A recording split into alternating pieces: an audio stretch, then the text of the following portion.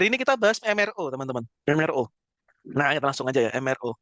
Saya punya punya apa ya? Punya kalimat yang ini barang kecil, tapi ini jadi masalah besar. Kalau emang tata kelolanya itu dianggap sepele, dianggap remeh gitu ya. Ini dampaknya udah paling berasa banget. Barangnya kecil-kecil gitu. Bahkan secara value pun juga nggak bisa diremehkan juga. Makanya secara tata kelolanya pun jangan diremehkan juga gitu ya. Sekalinya miss, udah shutdown semuanya ya. Line stop dan sebagainya. Oke, sebelum ke sana, salam kenal. Saya saya temannya Pak Aceh, temannya Pak Yudi, temannya Pak Sila. Ya, teman-teman bisa panggil saya Tama. Jadi biar nanti klasifikasinya itu kalau orang panggil saya Tama itu orang-orang yang memang secara profesionalnya itu ada di dunia pendidikan, training gitu ya. Tapi kalau yang panggil saya Handra itu profesionalisme formal gitu ya, kerja gitu. Itu dipanggil Tama. Oh ya, berarti teman-teman yang memang berasal di lingkupnya SCI. Gitu. Oke, ini saya dan nggak panjang lebar ya, saya baru 20 tahun di sini di dunia supply chain dan baru 8 tahun juga di jasa konsultasi di bidang konsultasi dan pendidikan. Beberapa kali juga ngajar juga apalagi di ASCI ya, kasih sharing ilmu, semangat berbagi, menebar manfaat juga hari ini juga. Oke, lanjut. Orang bisa kenal tuh MRO itu ada dua, maintenance, repair, operation. Ada yang bilang maintenance, repair, overhaul. Nah, coba ya ketik di kolom chat. Biasanya teman-teman yang kenal itu MRO tuh MRO yang mana? Yang O-nya itu operation atau O-nya itu overhaul. Nah, ketik satu yang O-nya operation, ketik dua yang O-nya itu overhaul. Nah, yuk ketik yuk sambil nunggu.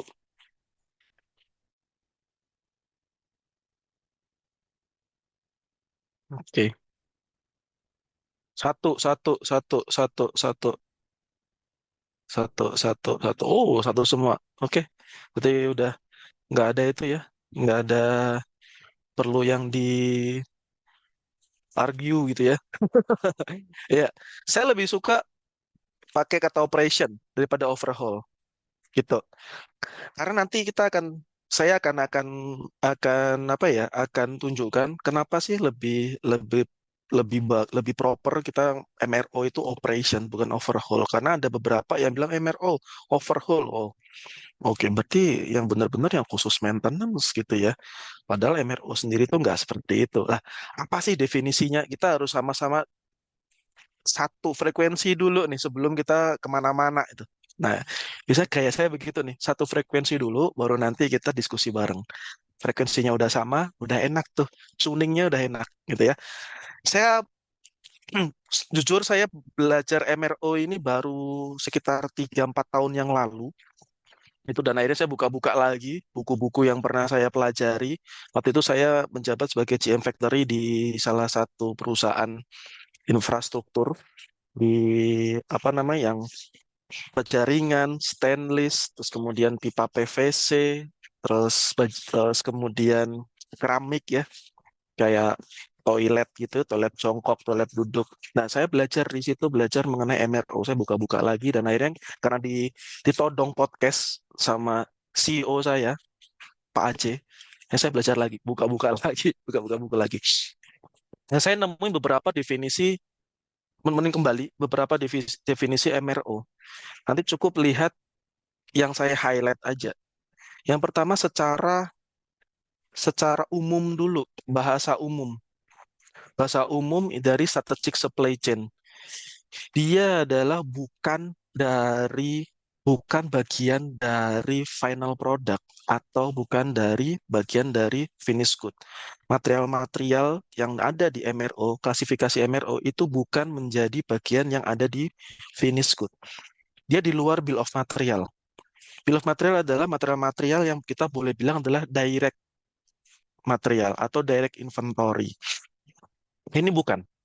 Makanya Jenis-jenis inventory biasanya ada empat, gitu. Umumnya ada empat. Raw material, WIP, finished good, dan juga MRO. Gitu. Bahkan ada beberapa jurnal yang nambahin lagi, satu lagi, yaitu in transit. Jenis inventory-nya in transit, ada baru lagi.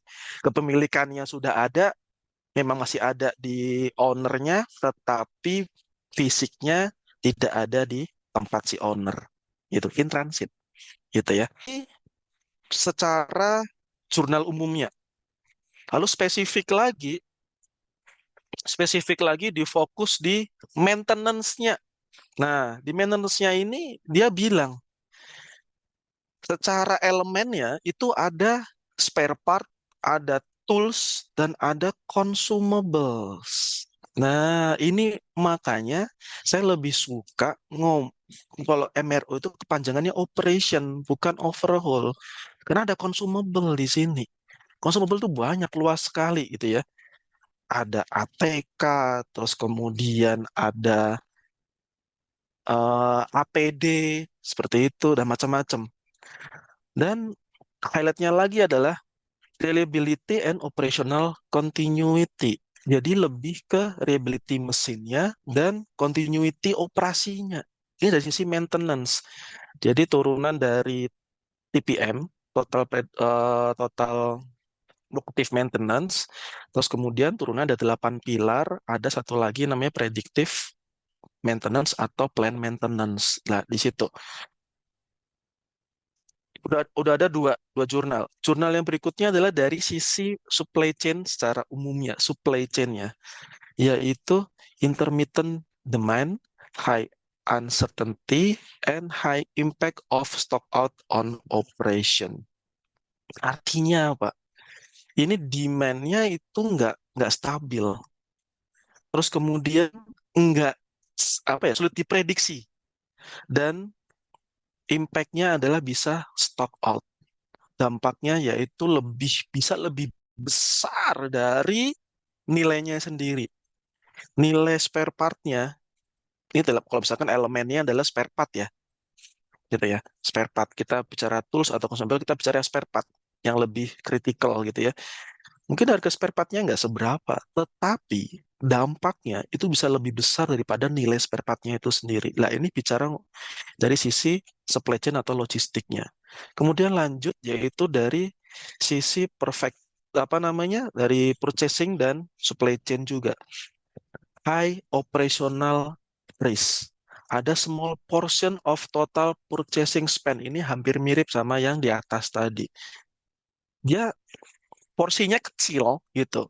Kecil dibandingkan raw material gitu ya. Raw material mungkin dari sisi HPP gitu ya. Itu kecil. Tetapi dia risiko operasionalnya sangat tinggi. Nah, dari situ saya coba simpulkan menjadi satu kalimat yang lebih komprehensif untuk ngambil dari semua jurnal yang saya baca, itu seperti ini. Material pendukung operasional yang bersifat tidak langsung, yang tadi ya, pakai jurnal umum, tidak langsung, terhadap produk akhir, dan memiliki ketidakpastian demand yang sangat tinggi.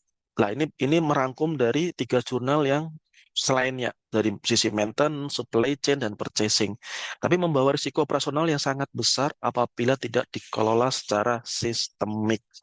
Nah, kalau dari sini, saya menekankan ada di sini nih, risiko operasional. Jadi ini definisi yang secara operation dan juga secara risk management. Karena apa? Tadi judul di depan, saya mencantumkan barang kecil, masalah besar. Kalau namanya masalah berarti artinya resikonya juga besar. Nah, ini definisi secara risk manajemennya. Nah, sebesar apa sebelum mengarah ke sana, kita pisah dulu. Sebenarnya MRO ini elemennya apa saja sih? Barang-barangnya apa aja sih? Barang-barang yang dalam di MRO ini atau elemen ya dari sisi kiri ya, itu yang sering kita dengar kalau MRO pasti spare part. Wow, spare part Pak. Yes, benar spare part. Makanya nggak sedikit juga yang bilang MRO itu maintenance, repair, overhaul. Karena fokusnya ke spare part. Overhaul kan spare part gitu ya. Tapi tadi secara jurnal umum bilang bahwa Loh, ini semua part yang tidak terkait langsung dengan final product gitu. Dan ada jurnal lain yang mengatakan bahwa spare part, tools, and consumable. Nah, kita ambil semuanya di situ. Elemen yang kedua adalah tools atau equipment supportnya. Elemen yang ketiga, lubrikan, chemical, kemudian ada APD atau safety item, dan yang terakhir adalah consumables, operasional. Banyak ya, operasional di sini berarti dari sisi office itu ya, back office-nya. Kalkulator, pensil, bolpen, dan sebagainya. Nah, yang nggak dilupa adalah karakteristiknya. Ini yang jadi unik daripada jenis inventory yang lain seperti raw material. Apa sih? Demand-nya itu intermittent, nggak stabil, irregular, dan event driven. Jadi dadakan lah gitu ya. Kalau ada shutdown gitu ya, ada failure mesin gitu, itu baru dibutuhin gitu. Jadi bukan sesuatu yang apa namanya ya, demand-nya seperti forecast-nya sales gitu. Yang kita sudah tahu gitu ya. Sudah tahu secara gambaran, secara logiknya tahu bahwa sudah pasti Lebaran itu pasti peak season gitu. Nah, ini akan sedikit berbeda mekanisme untuk tata kelola inventory jenis MRO ini. Jadi agak beda nih. Lalu dari karakteristik yang kedua adalah dari sisi supply-nya. Suppliernya udah pasti spesifik, alternatifnya terbatas, karena terkait kalau kita ngomongin spare part, udah terkait dengan mesin yang kita pakai. Bahkan mesinnya jenisnya sama gitu ya. Kayak contoh dulu saya punya mesin guillotine untuk motong kertas waktu itu. Itu buat sensornya aja udah nggak bisa pakai yang general gitu. Benar-benar sensor yang memang bawaan dari mesin tersebut. Kadang-kadang juga udah harus dari distributor utama si mesin tadi. Terus kemudian kayak misalkan kemarin saya baru beli barcode conveyor, barcode conveyor. Rusak tuh. Rusak karena hal yang sepele, yaitu kami coba-coba untuk menggunakan cartridge atau tinta merek lain. Padahal secara spek itu sama, cartridge-nya sama, sama, terus kemudian tintanya sama. Ternyata nggak cocok juga dan akhirnya rusak. Akhirnya rusak karena masih dalam masa garansi dan itu bisa diperbaiki, bahkan perbaikinya pun sampai ke China. Nah, ini unik nih, ya. Alternatifnya terbatas gitu. Kita mau ganti beda ya sama mungkin printer ya. Kalau printer kita bisa suntik ya, suntik gitu ya, suntik gampang gitu ya. Suntik, oke, oke gitu kan ya. Daripada beli langsung cartridge yang satu blok begitu mahal, kita suntik aja gitu ya. Ternyata nggak seperti itu, nggak semudah seperti itu ya. Terus lead time-nya panjang dan nggak fleksibel karena itu, karena benar-benar spesifik tadi ya. Terus kemudian karakteristik yang ketiga adalah resiko. Ya ini jelas, stock out udah pasti nanti akan menimbulkan dampak yang lebih besar dari nilainya itu sendiri. Dan juga downtime-nya pasti nanti akan lama juga kalau memang kita ternyata unavailable stoknya. Gitu. Nah, biasanya kalau ngomongin MRO ini nggak luput dari masalah-masalah yang common ya, yang klasik lah. Masalah-masalah yang klasik di lapangan. Masalah klasik yang pertama yang sepengalaman saya itu paradoks MRO. Apa sih? Gini, eh, seperti gudangnya penuh, tapi mesinnya tetap berhenti gitu. Jadi available stoknya untuk di MRO itu jadi kayak, loh ini yang nyimpen barang apa sih sebenarnya spare partnya gitu. Apa sih yang disimpan loh kok sampai kayaknya kesannya kayak gudang spare part kita penuh. Tapi pas mesin mati, mesin rusak. Lah, spare partnya nggak ada gitu. Jadi ironi banget gitu ya. Overstock untuk item-item yang nggak kritikal, salah gitu, salah pilih gitu, salah pilih kelola inventorinya, itemnya. Kemudian shortage yang item-item yang kritikal. Nanti kita akan belajar lagi. Nanti kita akan diskusi lagi mengenai apa namanya hmm, untuk menilai dari sisi critical, terus kemudian value dan risiko base-nya. Nanti kita akan singgung di sana. Terus kemudian nggak ada prioritas berbasis risiko. Sekali lagi ya, MRO ini barang kecil masalah besar. Jadi udah ngomongnya udah risk management itu tadi. Terus yang kedua, yang sering saya temui juga masalah klasik yang ada mengenai MRO adalah menganggap bahwa emergency purchase itu sesuatu yang biasa gitu. Oh, MRO tuh pasti selalunya adalah PO-nya pasti urgent. Itu. Jadi emergency purchase ini jadi bukan kejadian yang wah banget gitu. Ya emang biasa gitu. Mesin rusak, tiba-tiba keluar PR, PO dengan tanggal kebutuhan besok gitu ya. Kalau bisa kemarin datang. Nah, padahal PO-nya hari ini. Itu itu itu sering banget gitu ya. Sering banget. Jadi ya ini masalah-masalah klasik ya, emergency purchase. Dan yang ketiga yang nggak kalah hebohnya adalah lempar tanggung jawab, konflik lintas fungsi. Sebenarnya MRO itu mengelola inventorinya siapa sih? Gitu. Jadi MRO ini kadang-kadang kalau saya pikir, MRO itu gagal bukan karena spare part-nya yang unavailable, tapi karena ownership-nya yang nggak ada. Siapa sih? Ownership-nya tuh siapa sih? Gitu. Apakah maintenance kah? Procurement kah? Warehouse kah? Finance bahkan mungkin? GA kah? PPIC mungkin? Sekalian deh PPIC gitu ya. Ngomongin inventory ya udah sekalian PPIC atau produksi malan sebagai pemilik apa namanya yang mengerjakan mesin gitu. Lah, ini kadang-kadang tarik-tarikan nih, tarik ulur nih.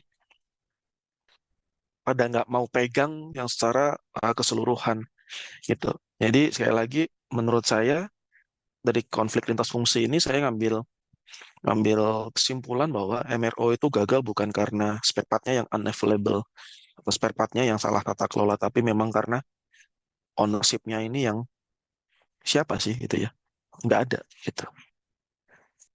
Atau boleh dibilang ownership-nya kabur gitu ya, nggak mau tahu. Oke, lah dari masalah klasik yang tadi kita belajar, saya belajar bahwa ada beberapa kesalahan umum dalam tata kelola MRO. Apa saja? Ini yang saya tangkap dari 4 tahun saya belajar MRO ya. Mungkin teman-teman di sini yang sudah pengalaman jauh gitu ya, yang lebih yang udah kelola factory gitu ya, itu mungkin bisa nanti kasih tambahan atau masukan setelah sesi ini. Yang pertama adalah semua MRO khususnya spare part itu dipukul rata, pukul rata. Jadi nggak ada nggak ada leveling yang bahwa ini yang kritikal, bahwa ini yang operasional, bahwa ini yang consumable. Jadi setiap kategori MRO itu dibikin sama, pukul rata, habis. Service levelnya dibikin sama, safety stocknya dibikin mekanismenya sama, supplier strateginya juga dibikin sama, sama seperti ngurusin raw material, yang dimana PPIC atau IPC ya, Inventory Planning and Control itu ngurusin raw material berdasarkan demand sales gitu. Dan ini MRO juga begitu, dihantam rata gitu. Ini ini isu kesalahan yang pertama.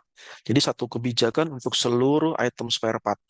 Mau itu misalkan kabel kah, bahkan PLC misalkan, atau gear misalkan gitu ya, atau bahkan tools misalkan gigi gerinda gitu ya, terus kampas apapun itu gitu ya. Itu jadi dibikin satu kebijakan untuk seluruh item MRO. Terus kemudian nggak ada criticality. Nah, ini yang jadi isu juga, kesalahan besar dalam tata kelola MRO. Kemudian yang kedua adalah tidak ada equipment structure. Saya sering melihat di beberapa perusahaan itu spare part itu bahkan begini, ini pengalaman saya. saya waktu itu pegang purchasing juga, purchasing di salah satu dia waktu saya belajar jadi di GM Factory, saya melihat bahwa purchasing saya malah lebih pintar daripada maintenance. Kenapa? Karena dia lebih banyak belajar bahwa tahu bahwa spare part ini diletakkan atau dipasang di mesin apa saja. Bahwa spare part ini itu nggak cocok dengan mesin ini. Walaupun secara spek itu beda. Beda merek kadang-kadang itu uniqueness-nya spare part begitu. Speknya sama, mereknya beda pun juga nggak cocok sama mesinnya. Itu bahkan purchaser saya benar lebih tahu daripada si maintenance-nya. Karena apa? Dia punya historinya. Dia punya equipment structure-nya. Bahwa mesin ini butuh spare part A, B, C, D, E. Jadi dia bisa bisa jabarin mesin, kemudian sub assembly-nya seperti apa, kemudian dijabarin lagi spare part-nya seperti apa. Jadi dia punya katalog tuh. Jadi akhirnya ya saya khusus karena dia punya ketertarikan itu dengan mesin, jadi saya khususkan itu menjadi buyer MRO. Jadi dia tahu, dia bisa kontrol resikonya seperti apa kalau salah beli. Dia tahu prioritasnya bahwa ini critical atau enggak. Dan dia tahu mana-mana yang item-item spare part yang harus dijaga gitu. Bahkan dia berani untuk turun-turun sendiri untuk ngitung min, min time between failure-nya itu berapa lama gitu. Sampai segitunya. Jadi dia lebih ya kalau orang bilang oh MRO itu dikelola oleh maintenance. Oh ya itu common practice-nya gitu ya, tapi bukan best practice-nya gitu ya. Ingat ya, ini common practice-nya ya MRO tuh kalau nggak maintenance ya GA gitu ya. Nah, itu aja. Ternyata ya kan nanti nanti kita bahas lagi di luar slide ini nanti kita bahas. Jadi ini kesalahan yang kedua. Nggak tahu nih spare part ini milik mesin yang mana. Nggak tahu dampak kegagalannya seperti apa. Bahwa harga murah bisa jadi bisa apa namanya bisa menyebabkan dampak yang lebih besar daripada nilainya itu sendiri. Yang ketiga, yang ketiga adalah nah tadi itu saya sebut tadi MRO itu semuanya urusan maintenance. Nah, selesai. Maintenance pokoknya. Mau sorted, salahin maintenance. Mau banyak gudangnya sampai luber-luber, salahin maintenance.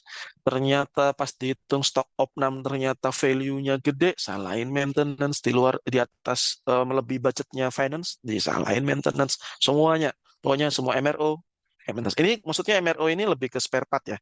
Karena karena ini saya ngelihat kritikalnya ada di spare part, bukan di tools atau mungkin tools mungkin mirip, bukan di lebih ke APD misalkan atau ke consumable gitu ya. Sepertinya yang sering dibahas kalau MRO itu hampir sama dengan atau ekivalen dengan spare part gitu. Jadi kesalahannya adalah untuk minimalisir konflik lintas fungsi. Jadi semua beban tata kelola inventory MRO ini diserahkan ke maintenance. Gitu. Padahal kalau kita perhatikan baik-baik, maintenance itu sebagai failure mode-nya dulu di situ. Atau sebagai preventive atau plan maintenance-nya. Itu maintenance gitu. Yang lainnya itu sebagai supporting dari situ. Yang tata kelola untuk leveling stoknya siapa. Kadang-kadang maintenance itu kalau saking dibebankan seluruhnya, MRO itu dibebankan seluruhnya ke maintenance,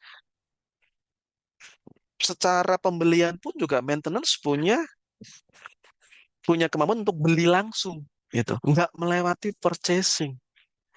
Apalagi sistem apa namanya procurementnya dia decentralized gitu ya. Jadi maintenance bisa beli spare part sesuka dia, semaunya dia gitu. Sekiranya ini stoknya sedikit dia beli gitu. Padahal sebenarnya itu stoknya sedikit itu ya belum tentu itu sesuatu yang memang harus di stok banyak gitu. Gitu. Jadi kadang-kadang dengan pola pikir yang meminimalisir konflik malah menjadi sesuatu yang berbahaya, berdampak yang sangat beresiko. Semua bebannya dikasih ke maintenance. Jadi kita harus pilah-pilah dari yang tadi, tiga tadi hal yang di atas, kemudian menjadi kesalahan yang umum gitu ya, MRO pukul rata, nggak ada equipment structure, kemudian MRO itu urusan maintenance, ya ini yang menjadi tata kelola MRO yang jadi berantakan gitu. Nah, sebenarnya dari tiga kesalahan ini kita jadi belajar, saya ya terutama saya jadi belajar bahwa MRO ini kita harus rubah. Karena yang pertama tadi kita bicara mengenai emergency purchase. Berarti artinya reaktif tuh teman-teman. Reaktif. Ada api ya langsung itu.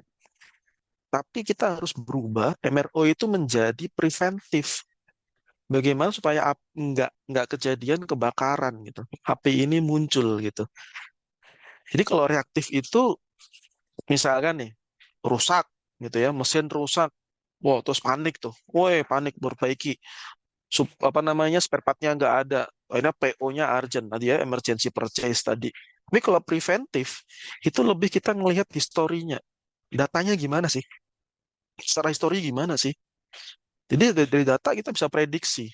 Sama seperti kita belajar demand plan gitu ya, forecasting gitu. Dari data-data historical kita bisa prediksi bahwa peak seasonnya ada di bulan kapan gitu ya. Sama nih dari data kita prediksi, tapi dengan data yang agak sedikit berbeda. Mungkin kalau di maintenance atau di mesin ya salah satu data yang bisa kita kita ambil, kita bisa analisa adalah mean time between failure tadi. Gitu, jarak antara fail to fail-nya itu berapa.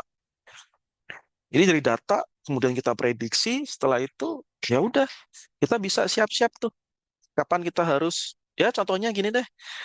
Contohnya kita nggak usah ribet di manufaktur ya. Mobil kita di atau motor kita udah tahu bahwa di setiap hampir ke kalau motor itu setiap berapa sih? 3.000 ya kalau nggak salah ya. 3.000 kilometer itu kita selalu isi lubrikan, isi oil gitu ya. Oli mesin gitu. Dan juga servis ringan gitu. Terus kita tahu bahwa masa umurnya busi itu berapa lama. Masa pakai untuk ban sendiri itu kalau aus itu berapa kilometer misalkan. Apapun itu udah ada standarnya, udah ada datanya itu. Udah ada penelitiannya, udah ada datanya itu story-nya. Lah kita bisa lakukan itu ke mesin-mesin kita. Itu sama gitu. Jadi eh kalau bilang emergency purchase itu sesuatu yang nggak luar biasa, jadi umum ya itu yang jadi yang aneh gitu ya. Jadi MRO yang proper, yang baik itu yang nggak dramatis, gitu ya bahasanya seperti itu. Ya, kalau emergency purchase itu kan kayaknya yang kebakaran jenggot itu bayarnya gitu, oh dadakan cari dan semua, oh dramatis banget gitu ya. Gitu, tapi ini bahkan justru malah itu MRO yang kurang baik gitu. Jadi MRO yang baik adalah yang tidak dramatis gitu. Oke. Terus kemudian saya coba bagi klasifikasi MRO berdasarkan tiga hal. Sebenarnya banyak banyak banyak banyak klasifikasi ya. Tapi saya lihat dari point of view tiga tiga point of view. Yang pertama adalah dari sisi cost base-nya gitu. Ini kalau teman-teman mau tambahin silakan ya. Tapi saya cuplikan dari tiga point of view aja. Satu dari cost base-nya. Kalau ngomongin cost base udah pasti apapun namanya udah pasti berarti ABC analysis. Dah itu. Kita cari mana-mana yang 80% yang mahal gitu ya. High value, highest value, terus kemudian moderate value, kategori B, kemudian yang C adalah lowest value gitu. Ini dari cost base. Eh, Kenapa sih perlu diklasifikasikan? Jadi kalau saya ada tiga ya, minimal tiga lah ya, minimal tiga. Itu kenapa? Karena eh, masalahnya adalah masalah yang tadi yang pertama, kesalahan pertama tadi. Semua MRO diberlakukan sama. Itu problemnya. Makanya itu yang perlu kita pecahkan solusinya. Cari solusinya itu apa? Diklasifikasikan. Jadi MRO itu kalau data kita punya data, kita nggak kekurangan data kok sebenarnya. Hanya kita harus collect aja gitu. Datanya ada kok, kita collect aja. Tapi problem yang saat kita datanya ada, ternyata MRO-nya juga dibuat, diberlakukan sama gitu. Nah itu problem. Nah ini yang jadi isu gitu ya. Jadi makanya harus dipisahkan. Kita benar-benar klasifikasikan. Yang pertama berdasarkan cost base gitu. Terus kemudian karena ini kalau raw material kan juga ada ya ABC, XYZ analysis gitu ya. Ada banyak. Kalau ini udah bahasanya apa ya? Multidimensional. Oh, keren banget bahasanya ya. Nah, jadi ada tiga gitu. Cost base. Yang kedua adalah secara criticality base gitu. Ini VED, vital, esensial, dan desirable. Gitu. Jadi kalau vital ya benar-benar yang critical ya, critical to operation. Benar-benar major kalau misalkan stock out gitu. Kalau esensial ini seperti kayak ya operasinya terganggu, tetapi masih jalan. Gitu, terganggu, tapi masih jalan, masih esensial lah ya. Terus kemudian desirable dampaknya kecil banget lah, gitu. Nggak sampai keganggu, tapi juga nggak keganggu banget. Tapi kalau yang vital ini ya, benar-benar item ini rusak udah line stop, gitu. Kegagalannya dari sisi VED, vital, esensial, dan desirable. Nah, dari dua ini pun kita juga udah bisa bikin eh, apa sih namanya kuadran ya, kuadran, kuadran klasifikasi MRO dari cost base sama criticality base gitu. Seperti apa? Seperti ini. Ini contoh aja. Contoh. ABC, secara value high, medium dan low. Terus kemudian secara criticality-nya vital, esensial dan desirable. Jadi kalau udah vital tuh pasti semuanya merah semua tuh. Karena walaupun harganya murah, tapi kalau vital ya tadi ya, tetap ya. Kalau vital tanpa barang ini mesin nggak jalan deh pokoknya. Gitu. Terus kemudian esensial, lah karena ini udah high, jadi udah mahal. Walaupun operasinya itu terganggu walaupun masih jalan, tapi tetap ini harus dikontrol dengan ketat gitu. Dan ini lampu lampu kuning ya yang harus dikontrol juga, tetapi tetap dipantau ya. Dan kalau ini udah ya barang-barang yang sebenarnya tidak terlalu mengganggu juga itu walaupun misalkan bermasalah itu operasi juga masih masih jalan tetapi ya nggak terlalu terganggu lah ya gitu ya tetap direview untuk bisa direduce stoknya karena udah mulai ini hal yang medium kalau yang low ini bisa nggak sih kalau itu di take out aja gitu kalau yang high ini direview dan juga di optimize jadi ada jurnal yang bilang eh saya jadi baca banyak jurnal, tapi lupa saya jurnal apa. Saya rangkum bahwa yang jadi keliru adalah klasifikasinya hanya single dimensional gitu ya. Jadi mau ABC-nya saja gitu, atau VED-nya saja gitu. Jadi criticality juga harus digabung sama cost-nya juga. Tapi ini pun juga belum menjadi sempurna karena menurut saya ada satu hal lagi point of view satu lagi yang harus kita lihat, kita pertimbangkan, yaitu apa? Berdasarkan resikonya, gitu. Risiko yang terjadi. Kalau ngomongin resiko ini hampir mirip seperti itu ya, apa namanya, safety ya. Jadi pengali antara probability sama impact-nya, gitu. Jadi kalau ini yang dari atas ini adalah yang jarang banget gitu ya. Jarang banget. Terus kemudian, sorry, yang apa nih, yang sering banget. Terus kemudian ini sering, ini cukup, ini jarang banget gitu ya. Nah, kalau impact-nya, ini impact yang terkait sama sama stop produksinya gitu. Jadi eh, konsekuennya itu bisa dari sisi, misalkan nih, dulu saya konsekuennya itu dari sisi empat hal. Yang per, empat apa tiga ya, saya lupa. Empat ya. Yang pertama adalah downtime cost-nya. Itu dulu, lihat dulu tuh. Walaupun jarang rusak, tapi downtime cost-nya itu tinggi, itu juga harus perlu, apa namanya, tight control gitu ya. Wah, harus dikontrol ketat. Terus kemudian, sorry, downtime cost itu nomor dua. Yang pertama sebenarnya safety risk sih, sebenarnya. Safety risk, kemudian downtime cost, Terus kemudian yang ketiga adalah quality, quality impact-nya. Terus kemudian keempat ada eh, regulasi, impact terhadap regulasi. Tapi yang empat ini jarang banget. Jadi ketiga ini terkait sama safety, quality, dan productivity. Itu dulu. Safety risk-nya gimana? Productivity berarti downtime cost-nya gimana? Quality, quality impact-nya gimana? Udah, itu dulu. Tiga. Jadi impact itu diukur dari tiga ini aja. Kalau mau tambah lagi apa namanya secara aturan gitu ya, impact terhadap aturan yang berlaku gitu, misalkan ada limbah gitu ya, atau terus kemudian ada limbah udara gitu, jadi mesinnya rusak, jadi malah cerobong asapnya keluarnya warna hitam gitu misalkan, itu jadi pantauan apa lingkungan hidup dan sebagainya ya itu juga bisa dimasukkan juga gitu.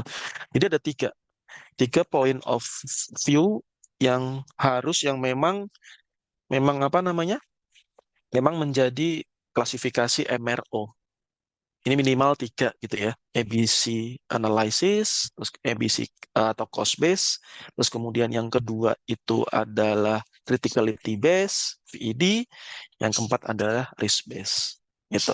Nah, jadi eh, secara impact pun kenapa harus melihat tadi yang keempat itu mengenai aturan nih yang berlaku di sekitar itu, aturan pemerintah, aturan Pemda setempat dan sebagainya, karena melihat criticality dari risk base ini nggak hanya secara teknis tadi aja. Kenapa? Secara teknis ini yang tadi ya, safety, quality, sama productivity gitu ya. Safety risk-nya, quality impact-nya, sama productivity itu downtime cost-nya. Nggak cuma dari sisi teknis itu aja, tetapi dari sisi bisnis. Nah, itu juga hati-hati. Jadi MRO ini nggak cuma sekedar spare part diurusin sama maintenance, enggak gitu ya. Jadi hal yang dulu pernah saya kepikiran seperti itu 4 tahun yang lalu gitu, ternyata nggak semudah itu gitu. Bagi teman-teman yang ada di manufaktur besar, ini sesuatu yang memang harus ditangani dengan serius dan sistematis pula gitu. Oke, lanjut yaitu lalu peran supply chain karena kita ASCI ya, Akademi Supply Chain Indonesia itu. Jadi peran supply chain dan juga kaitan sama SNOP gitu ya itu apa sih gitu. Ini coba saya juga melihat belajar juga dari beberapa kasus gitu ya. Pertama dari supply chain sendiri yaitu penjaga ritme ya, supply udah pasti jaga ritme supply-nya gitu. Penyimbang antara cost dan resikonya juga. Makanya diukur dari resiko tadi. Terus dia yang mengintegrasikan semuanya bahwa memang benar usernya adalah maintenance, bahwa memang benar yang beli itu purchasing atau buyer, bahwa memang benar yang nyimpen itu gudang spare part gitu ya. Yang mengintegrasikan semuanya adalah supply chain gitu. Dan dia yang jaga ritme itu antara demand, terus kemudian needs dari plan maintenance-nya itu seperti apa dan juga supply-nya itu seperti apa. Dan dari sisi SNOP itu pasti akan dibahas juga tuh shutdown plan-nya itu kapan. Nah, itu penting juga karena kan SNOP ngomongin 18 bulan ke depan nih. Udah pasti itu. Kalau udah ngomongin rentang rentang waktu yang cukup panjang, udah pasti udah ada shutdown plan-nya kapan. Sama kita punya kendaraan atau punya mobil gitu ya. Kita udah tahu bahwa sehari itu kita 100 kilo misalkan. Berarti kalau 10.000 kilo, berarti 10.000 kilo itu untuk servis ringan, berarti setiap jadi 100 berarti 100 hari gitu ya, 100 hari pemakaian secara apa namanya plannya itu juga sama, shutdown plannya gimana, capacity planning gitu, kapan digunakan mesin ini, ini seperti ngitung rough cut capacity planning gitu ya. Jadi kapan mesin ini peak season, terus kemudian runningnya lebih cepat, jadi akhirnya lifetime si spare partnya juga akan makin lebih turun jadi lebih cepat dan sebagainya. Terus spare part readiness-nya dari segala plan produksi untuk 18 bulan kemudian itu seperti apa, dan juga yang pasti adalah budget gitu. Karena di situ ada apa namanya uh, alignment meeting ya, si finance director yang handle pemimpin meeting tersebut. Nah, eh, saya punya jargon unik ya sebelum saya akhiri, MRO yang sehat itu tidak terlihat gitu. Tapi ketidakhadirannya itu langsung terasa. Jadi kalau merasa mesin kita baik-baik aja, itu berarti MRO kita tuh masih sehat aja gitu ya. Tapi pada saat nggak ada, ya udah terasa itu. Apanya yang salah sih? Sistemnya kah? Tata kelolanya kah? Atau tadi ya lintas fungsinya, nanti konflik gitu ya, emergency purchase gitu dan sebagainya. Nah, jadi ini jargon terakhir dari saya. Itu aja cukup podcast materi podcast hari ini. Terima kasih. Tapi saya ingin diskusi ya setelah ini ya. Jadi nggak cuman sporadis tanya, tapi kita lebih terarah ya. Seperti pertanyaan saya yang di awal-awal. Oh, ini, menurut teman-teman semua Data Viewers, siapakah yang bertanggung jawab dalam mengontrol inventory MRO? Dalam hal ini, spare part-nya ya, gitu ya, spare part. Kita ngomong untuk spare part-nya. Nah, silakan ketik di kolom chat siapa yang bertanggung jawab dalam mengontrol inventory jenis MRO ini. Yuk, kolom chat yuk. Itu. Kasih banyak untuk yang sudah bertanya, terutama untuk Pak Tama ya. Thank you ya Pak, ilmunya tidak ada habis-habisnya gitu ya. Pak Tama ini ibarat mata air kalau saya bilang ya. Mata air di pegunungan yang jernih dan menyegarkan ya. Luar biasa lah beliau ini ya. Teman-teman yang lain ya, Pak Agung, Mbak Dani, tadi Pak siapa tadi yang nanya? Aduh, lupa saya. Ya. Jadi teman-teman Pak semua, Budi. ya, ada Pak Hmm, Budi. Ya, jadi teman-teman semua, terima kasih ya. ASCI, eh, mungkin kita ada masa di mana kita agak tersendat ya, podcastnya ya Pak Tama ya. Jadi, tapi betul, betul. jangan khawatir, 2026 kita kembali apa namanya akan menyajikan gitu ya komit untuk setiap 2 minggu sekali. Ya, jadi habis ini minggu depan, saya nggak tahu deh minggu depan apa minggu depan lagi ya. Nanti kita kasih tahu aja di grup ya. Karena sebenarnya podcast Ya, ini harus terjadi itu minggu lalu ya. Cuma minggu karena kemarin. Mm-mm. minggu yang sebelumnya. Tapi karena satu dan lain hal kita tunda ke sini ya. Tapi jangan khawatir, pokoknya setiap minggu atau setiap 2 minggu sekali minimal gitu ya kita akan memberikan apa namanya ya inilah sharing-sharing ilmu dan setiap bulan kita ada webinar ya dengan topik yang berbeda-beda. Kemudian setiap 3-4 bulan sekali kita ada gathering dan juga ada bootcamp ya. Jadi 2026 ini kita udah apa ya kita udah agendakan lah ya sepanjang tahun ini ICA akan hadir untuk teman-teman yang mau belajar ya, untuk teman-teman yang mau nyari teman ya kan, mau nyari mentor, mau nyari expert ya, dan mau jadi expert ya. Karena jujur di Asia ini kita juga banyak ya dalam tanda kutip kita mengorbitkan ya apa yang talent ya, pertama ya. Jadi kayak kemarin Betul, ada betul.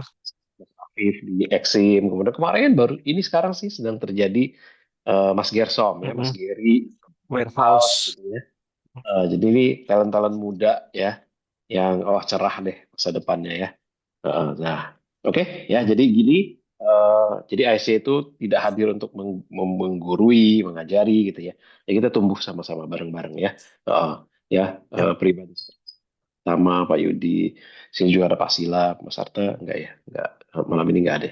Nah kami ini apa namanya ya itulah ya kami ini juga dengan apa dengan humble gitu ya kami mengakui kami banyak kekurangan ya termasuk acara ini mungkin ya jadi kalau ada kesalahan atau apa kita minta maaf ya kita tumbuh bareng kita perbaiki bareng kita apa terbang bareng-bareng ya seperti burung jatayu.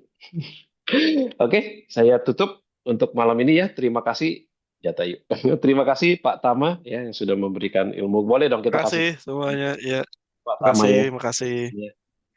Thank you Oke, ya. Kasih semuanya. thank you Makasih semuanya. semuanya. Kita sampai ketemu Ya, di salam sehat, next sukses buat podcast. semuanya. Kasih ya. Ya, thank you semua. Kalau mau offline ketemu Pak Tama Bekasi ya. Cek di grup, silakan mendaftar. Oke, Oke, thank you thank you semua. semuanya.